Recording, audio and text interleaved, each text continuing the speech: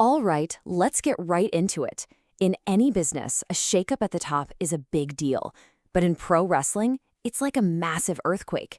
And today, we're breaking down the day that Revolution Championship Wrestling, RCW, was totally flipped on its head. I mean, seriously, what do you do? Picture it. You show up to work, ready to go, and your boss? They're just gone.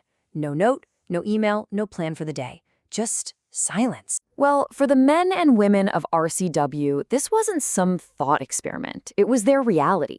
They get to the arena and the schedule board, the thing that tells them what they're doing for the night, is completely blank. The head booker, the guy who runs the entire show, is MIA. And you could just feel it in the air. That sense of confusion was quickly turning into dread. Something was definitely wrong. And who confirms that gut feeling? None other than the grizzled veteran, the world champion himself, Sir Oliver Sterling.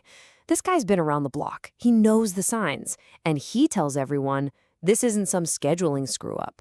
This is a coup. And right on cue, as everyone's trying to figure out what's going on, a sleek black limo rolls up. A man in a sharp power suit steps out, and he's got people with him, carrying gear with a logo nobody's ever seen before. CTV. The old boss was gone. The new boss was here. So this guy, he gets everyone together. He introduces himself as Michael Mann, the new creative director from this parent company, CTV. And he lays it all out. RCW has been bought. His mission?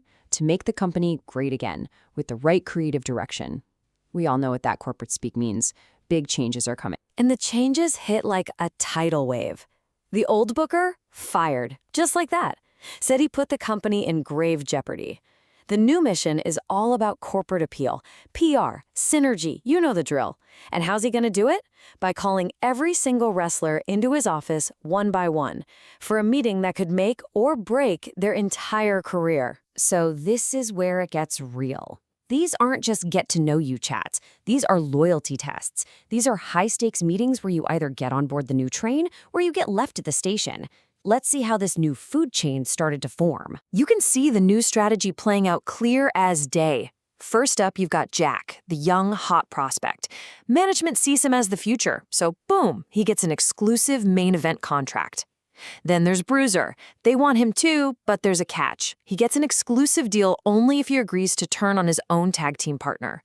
But then you look at the veterans. It's a totally different story. Sterling, the champ, is called the negative of revolution and basically offered a retirement package. And the freak? He's told he doesn't have the right look. And if you want to know just how brutal this corporate vision was, listen to this.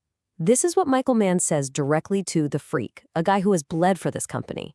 Honestly, I don't see you as a champion, just a cold, calculated dismissal. Talk about a gut punch. But here's the thing. While the suits in the office are playing chess with people's lives, the wrestlers themselves, they operate on a different code. In a quiet moment, the world champion, Sterling, pulls the young gun Jack aside and tells him, "You're the one. You're the one who should beat me for this title." That's real respect. Something you can't calculate on a spreadsheet. So the battle lines are drawn, and they couldn't be starker.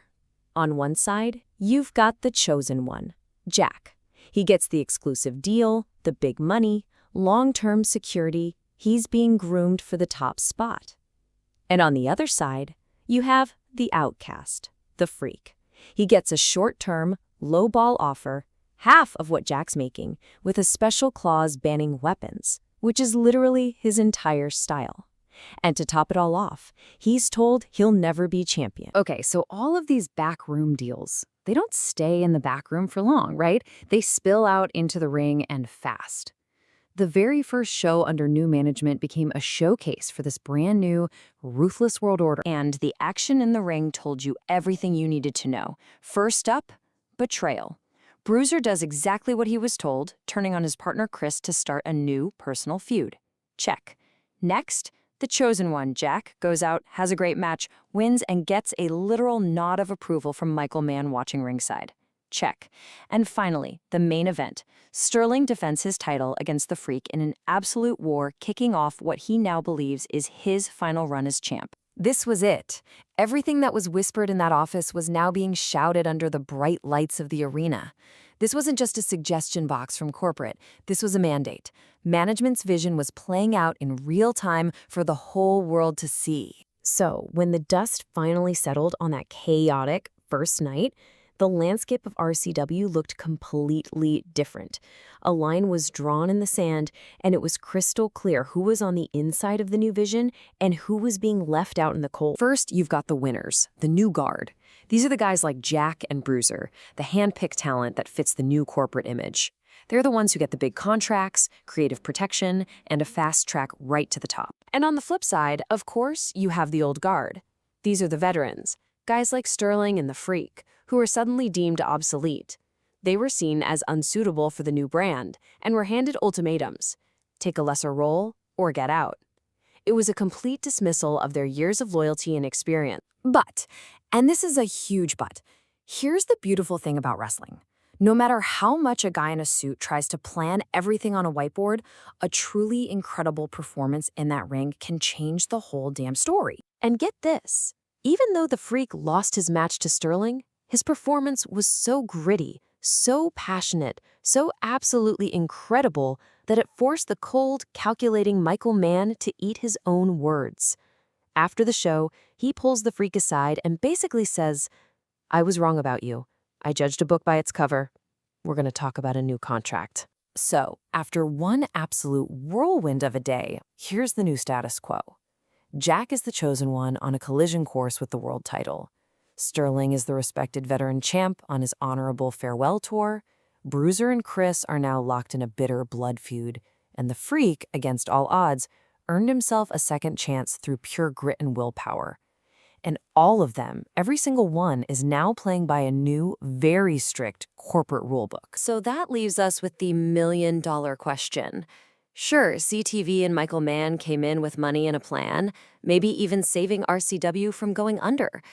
But in their drive for this new, shiny corporate image, did they save the company, or did they just sell its soul? That's something only time, and the battles to come, will answer.